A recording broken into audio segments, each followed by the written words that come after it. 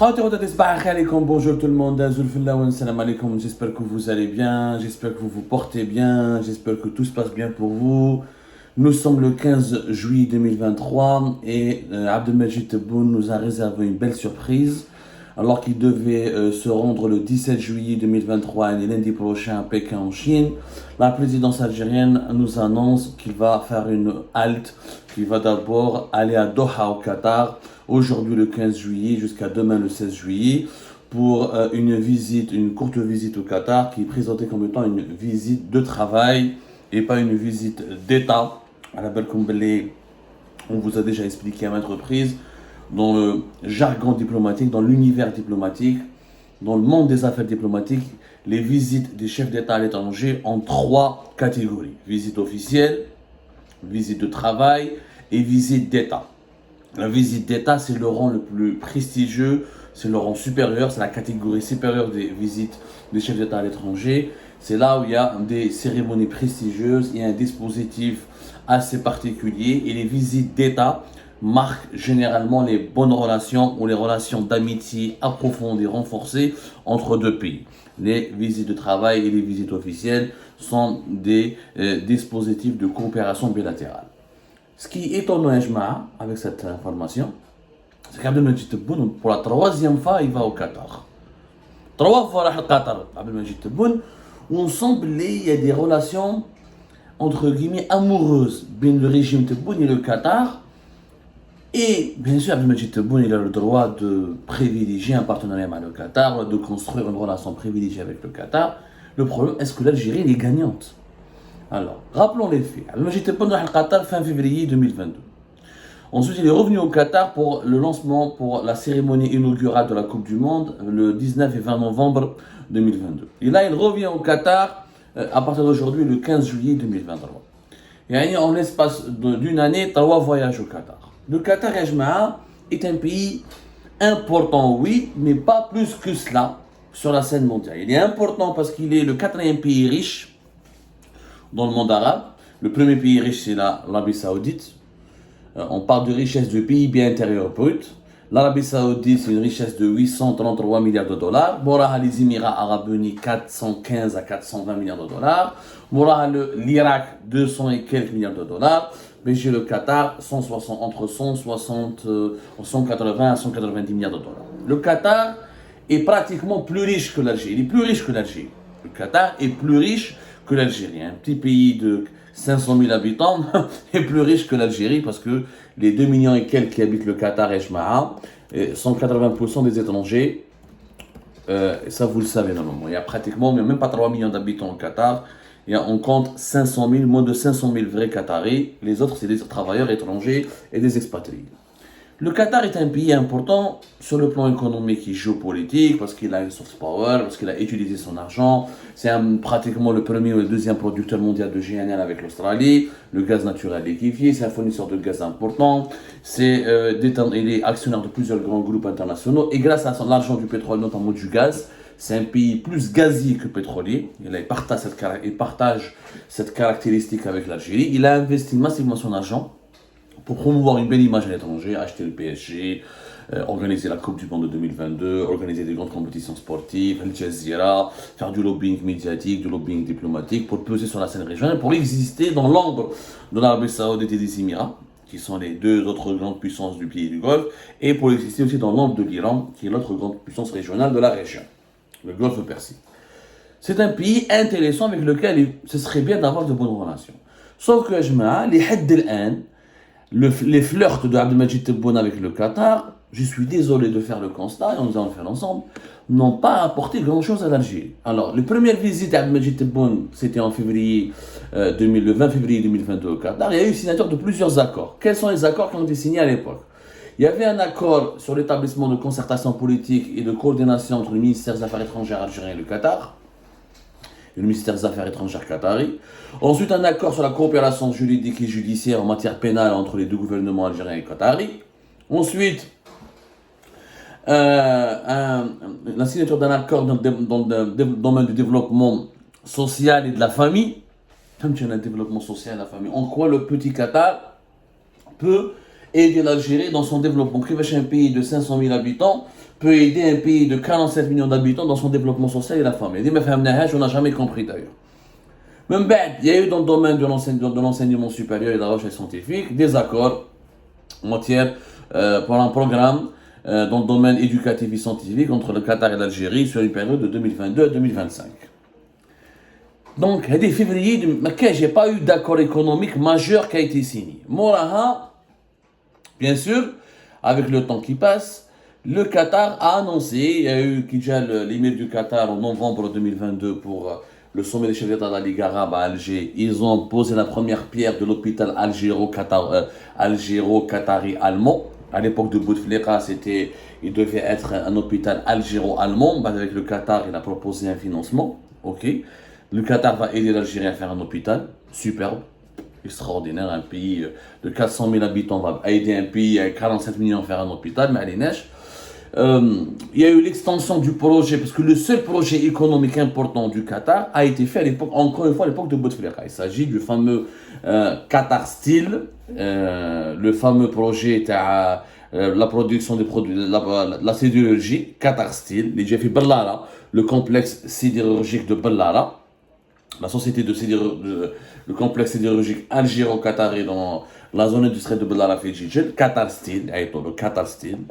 Où Qatar Steel a été lancé en 2019, donc bien avant l'arrivée de Majid Tebboune, et c'est un projet qui avait été lancé en 2015 pour 2 milliards de dollars dans la région de Djidjel, et c'est l'époque de Bouteflika qui a été négocié. Au Qatar Steel Algérie, c'est une société commune qui est détenue donc par, comment il s'appelle, un actionnaire algérien Sider, plus le fonds d'investissement national, et il y a un groupe qatari, j'ai oublié le nom du groupe qatari, qui lui détient 49%.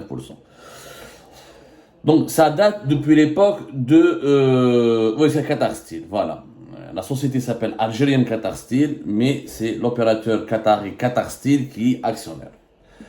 Et d'ailleurs, le projet d'Afidjidjé, il a beaucoup déçu, parce qu'on nous a vendu en 2015-2016 un grand projet révolutionnaire qui devait recruter des milliers d'emplois à Afidjidjé, il n'y a pas eu beaucoup de recrutement, il n'y a pas eu l'export, quelques quantités, oui, mais ni plus ni moins, ni cash.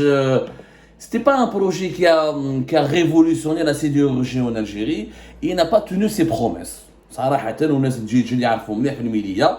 Donc, il y a la zone industrielle de Bellara. On a allé Algérie pas plusieurs fois. Il a exporté en 2022 320 000 tonnes de produits sidérurgiques. La première partie de l'année 2023, oui.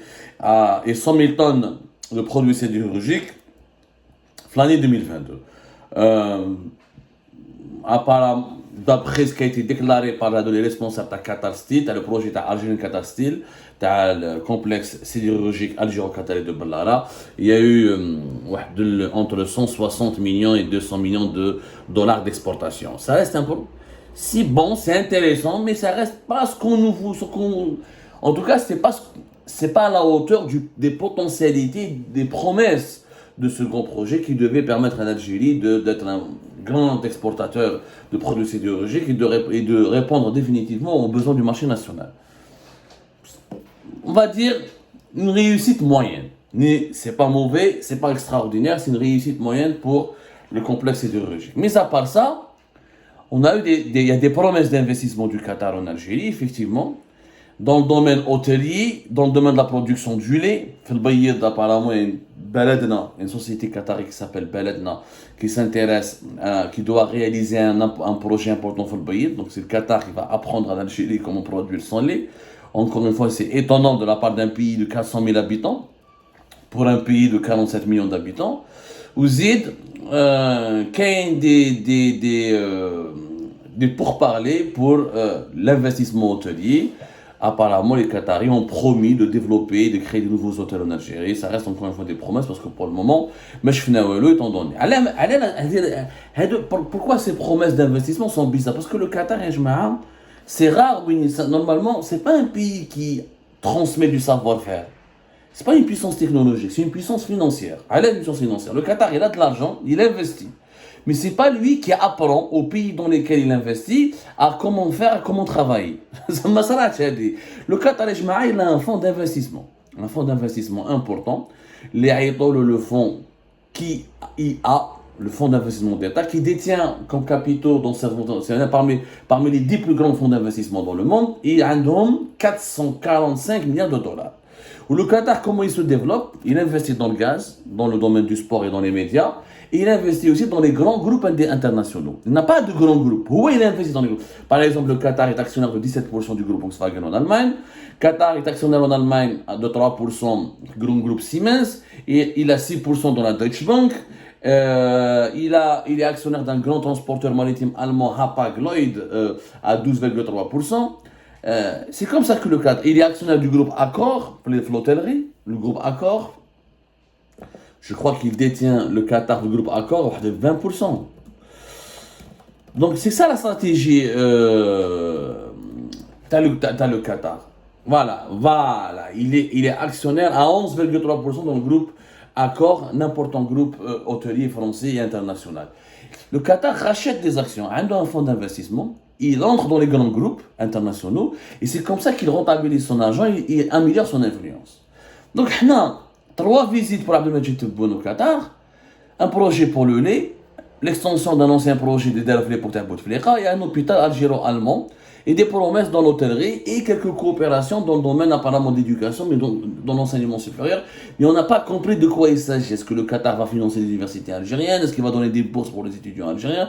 Mais en tout cas, qu'il chauffe l'intensité des échanges entre l'Algérie, le régime Tebboune et le Qatar, on a cette intensité sur le terrain, elle ne se traduit pas par un grand bénéfice pour l'Algérie.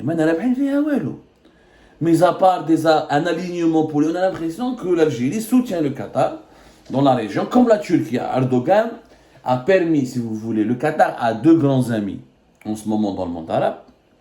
L'Algérie, je crois que c'est le Maroc, il a de très bonnes relations avec elle. Et dans la région, pas dans le monde arabe, dans la région du Moyen-Orient, c'est la Turquie. La Turquie d'Erdogan, depuis le conflit entre 2017 à 2021, bien le Qatar et ses voisins avec l'embargo, etc. Qui a été à l'embargo sur le Qatar par ses voisins en 2017, etc. Où l'Arabie Saoudite et les Émirats ont failli envahir le Qatar. La fameuse crise du Golfe qui a duré du 5 juin 2017 au 5 janvier 2021, où le Qatar a demandé la protection de la Turquie, il a demandé la protection des États-Unis d'Amérique pour empêcher l'Arabie Saoudite et les Émirats de le conquérir. Ce sont ces 2 ennemis. Ensuite, il y a eu une réconciliation. Cette réconciliation reste quand même assez superficielle, puisque surtout entre les Émirats et entre l'Arabie Saoudite et le Qatar, ça se passe mieux. Entre les Émirats et le Qatar, ça se passe très très mal. Et la rivalité, elle est à son plus haut niveau. Et les 2 pays, les 2 puissances régionales ne s'acceptent pas mutuellement. Donc on a l'impression qu'Abdelmajid Tebboune veut faire comme Erdogan. Il a choisi le camp du Qatar contre celui des Émirats. Et comme on avait certainement remarqué que depuis l'arrivée d'Abdelmajid Tebboune au pouvoir, Abdelmajid Tebboune n'a jamais été aux Émirats, n'a jamais fait une visite là-bas. Et nous avons de très mauvaises relations politiques avec les Émirats, très très froides. La preuve, fake news, et ça, la chaîne de télévision Nahar au mois de juin dernier, qui a annoncé l'expulsion de l'ambassadeur du Qatar, de l'ambassadeur des Émirats. Donc, il n'y a pas de fumée sans feu, il n'y a pas de fumée sans feu. Il y a effectivement de très mauvaises relations avec les Émirats. Les Émirats qui, eux, ont choisi le camp du Maroc au détriment du camp de l'Algérie, et que, alors qu'ils avaient de très bonnes relations avec le régime algérien à l'époque de Bouteflika, à l'époque de Gaïs Saleh, dès l'arrivée de Tebboune, ils ont de très mauvaises relations, et les Émiratis, clairement, ont une politique anti-algérienne dans la région. Comme Tebboune a une politique anti-émiratienne dans les pays du Golfe, puisqu'il a choisi de se concentrer uniquement sur la construction d'une amitié avec le Qatar. Ces choix peuvent être bons, encore une fois. En politique, il faut faire preuve de pragmatisme. Les bons choix ne sont pas évalués selon la noblesse de leurs intentions. Les bons choix sont évalués selon les conséquences pragmatiques qu'elles peuvent générer pour les pays qui sont impliqués dans ces alliances. حنا واش رانا رابحين مع القطر لحد الان. انا راني نشوف باللي عبدالمجيد تبون flirte 3 fois au Qatar, il flirte avec le Qatar. Alors que شفنا في la Coupe du Monde تاع القطر, bien sûr تبون مخلوع, c'est une fierté pour le monde arabe et le monde musulman, c'est un bon modèle le Qatar, etc. Mais يا حبيبي, à un moment donné, vu que le Qatar s'appuie beaucoup sur l'Algérie pour rétablir un peu les rapports de force dans le monde arabe et ne pas trop subir les pressions des Émirats arabes unis de leurs alliés, parce que les alliés des Émirats sont quand même l'Égypte, c'est l'Arabie Saoudite, c'est un peu la Jordanie, c'est un peu beaucoup de pays arabes et de pays dans la région sont plus en faveur des Émirats qu'en faveur du Qatar. Parce que le Qatar, ils appellent la Turquie réellement, ou Erdogan qui a même promis au Qatar une protection militaire au cas où le Qatar sera attaqué un jour. D'ailleurs, il y a une base militaire turque au Qatar. Le Qatar a très peu d'amis à qui il peut faire confiance. En qui il peut vraiment faire confiance si par malheur il est en danger. Donc, le Qatar mise sur l'Algérie pour dire voilà, qu'il n'est pas aussi isolé, qu'il n'est pas aussi détesté au sein de la Ligue arabe, au sein du monde arabe, et qu'il a aussi des amis. Si on était vraiment pragmatique, pourquoi il ne demande pas aux Qataris de demander au groupe allemand d'investir en Algérie? Puisque le Qatar est actionnaire à 17% de Volkswagen. On a eu des problèmes à Volkswagen depuis 2019, l'affaire Slovaque a éclaté, quand le partenaire historique de Volkswagen en Algérie est entré en prison, etc. Volkswagen a gelé tous ses projets en Algérie. On a eu même des désaccords importants avec l'Algérie. Je ne comprends pas une haja. Pourquoi il n'y a pas eu pourquoi il n'y a pas eu de lobbying de Tebboune auprès du Qatar pour que le Qatar aide l'Algérie dans des projets réellement industriels? Parce que faire produire du lait en Algérie, je suis désolé, on n'est pas censé avoir besoin du Qatar. Un domaine, c'est bien, oui, des accords dans l'enseignement supérieur, oui, ça peut être intéressant. L'extension d'un vieux projet fait à l'époque de Bouteflika, oui, un hôpital pour l'Algérie, ça ressemble à la charité. Pour le moment, on a l'impression que tout le monde demande la charité de Doha. Alors que nous avons besoin d'investissement. Alors, il y avait un chiffre qui a été révélé en février 2022. Soi-disant, le Qatar est le premier investisseur arabe en Algérie. Le chiffre, on n'a jamais compris. Et les gens, ils tlabent bil-arqam pour donner une certaine assise à ce rapprochement politique entre l'Algérie et le Qatar. Le régime Tebboune diffuse des chiffres. En février 2020, on dit que la chambre algérienne, alors c'est pas moi qui le dis, hein, c'est la chambre algérienne de l'industrie et du commerce, elle a sorti un chiffre, soi-disant 75% de tous les investissements étrangers en Algérie proviennent du Qatar. Mais le chiffre, jamais ma femme touche. Alors qu'on a les investissements étrangers en Algérie, il y a des chiffres, on a un stock de 33,34 milliards de dollars. Le stock des investissements directs étrangers en Algérie. Ce stock, il est détenu par la Chine, la France, la Turquie, les États-Unis, et c'est essentiellement des investissements dans le secteur des hydrocarbures. Alors, comment ça se fait que le Qatar détient 74% des investissements étrangers en Algérie? On aimerait bien que ce chiffre prononcé en 2022 par la Chambre algérienne de commerce et d'industrie soit explicité et expliqué. Ça reste sombre. En fait, on a fait le khorchef. L'alignement, le rapprochement, Tebboune veut construire un axe. Tebboune, c'est quoi sa priorité? C'est d'utiliser l'axe Doha-Ankara pour contrecarrer l'axe Rabat et Abu Dhabi et Riyad. Et il voit Abdelmadjid Tebboune dans l'alliance avec le Qatar et la Turquie le seul moyen et le seul tremplin qui lui permet de contrecarrer le lobbying marocain émirati et qui menacerait les intérêts de l'Algérie. Mais sinon, sur le plan purement économique, c'est bien. Il y a une alliance avec le Qatar. Mais je ne tu ne veux pas te réconcilier avec les Émirats, alors que les Émirats, c'est un pays plus riche que les Qataris, que les Émiratis. Moi j'aurais fait comme Bouteflika, j'aurais eu des bonnes relations avec tout le monde. Moi, je ne vois pas pourquoi je dois choisir le camp du Qatar contre le Coran. Je mais tu sais, moi, je viens de les Qataris ou les Émiratis. Je profite des deux. J'ai des bons amis, des bonnes relations avec les deux. Des intérêts pour mon pays, je suis l'ami de ceux qui arrangent ou là, qui vont satisfaire ou là, qui vont réaliser les intérêts de mon pays. Je n'ai pas à choisir le camp du Qatar contre le camp des Émirats. Mais Tebboune a une logique de camp, a une logique de clan. N'a pas une logique de coopération multilatérale ou de multi-alignement. C'est-à-dire que je travaille avec tout le monde et j'essaie d'avoir des intérêts avec tout le monde.